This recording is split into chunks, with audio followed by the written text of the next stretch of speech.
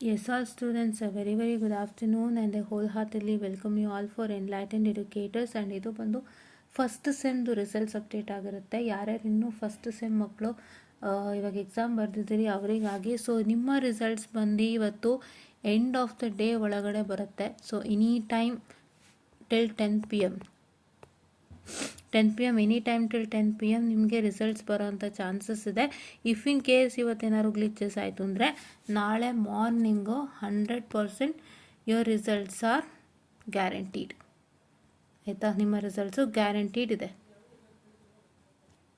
Okay ಹಾಂ ನಿಮ್ಮ results R guaranteed and ಓಕೆನಾ.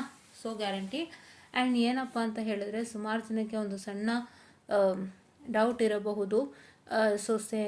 ರಿಸಲ್ಟ್ಸ್ ಏನಾದರೂ ಇಶ್ಯೂಸ್ ಆಯಿತು ಅಂದರೆ with respect to for example ಈಗ ಅದು ಫೇಲ್ಯೂರ್ ಆಗಿರ್ಬೋದು ಅಥವಾ ಬೇರೆ ಏನೇನೋ ಪ್ರಾಬ್ಲಮ್ ಆಗಿರ್ಬೋದು, ವಿತ್ ಹೆಲ್ಡ್ ಆಗಿರ್ಬೋದು, ಒಂದಿಷ್ಟು ಸಮಸ್ಯೆಗಳು ಏನಾಗಿರುತ್ತೆ ಅದಕ್ಕೆಲ್ಲ ಖಂಡಿತ ನಾವು ಇನ್ ಫ್ಯೂಚರಲ್ಲಿ ಅಪ್ಡೇಟ್ ಕೊಡ್ತೀವಿ.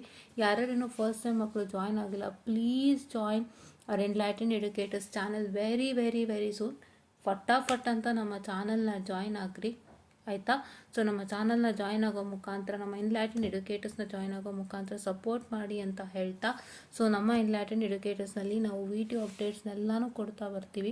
ಸೊ ನಿಮಗೆ ಇಫ್ ಇನ್ ಕೇಸ್ ಎಲ್ಲ ವಿಡಿಯೋ ಅಪ್ಡೇಟ್ಸ್ ಬೇಕು, ಇನ್ ಡೀಟೇಲ್ ಹೇಗೆ ಏನು ಎತ್ತ ರಿವ್ಯಾಲ್ಯೂಯೇಷನ್ ಪ್ರೋಸೆಸ್ ಹೆಂಗಾಗುತ್ತೆ, ನಮಗೆ ಯಾವ ರೀತಿಯಾಗಿ ರಿವ್ಯಾಲ್ಯೂಯೇಷನ್ಗೆ ಹಾಕಬೇಕು, ಏನು ನಮ್ಮ ಕ್ರೈಟೀರಿಯಾಸ್ ಇದೆ ರಿವ್ಯಾಲ್ಯೂಯೇಷನ್ಗೆ ಹಾಕಲಿಕ್ಕೆ.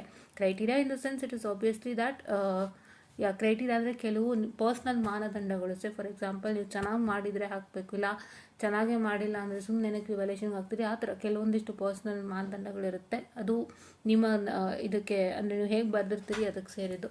ಸೊ ಅದೆಲ್ಲದ್ರ ಬಗ್ಗೆನೂ ಡಿಸ್ಕಸ್ ಮಾಡ್ತೀವಿ. So if you are very interested to join our channel, please join in soon and supporters ಅಂತ ಹೇಳ್ತಾ, all the best for results. ಏನಾದರೂ ಭಯ ಪಡಬೇಡಿ, ರಿಸಲ್ಟ್ಸ್ ಬಂದಮೇಲೆ ಮತ್ತೊಮ್ಮೆ ಡಿಸ್ಕಸ್ ಮಾಡೋಣ ಅಂತ ಹೇಳ್ತಾ ಥ್ಯಾಂಕ್ ಯು.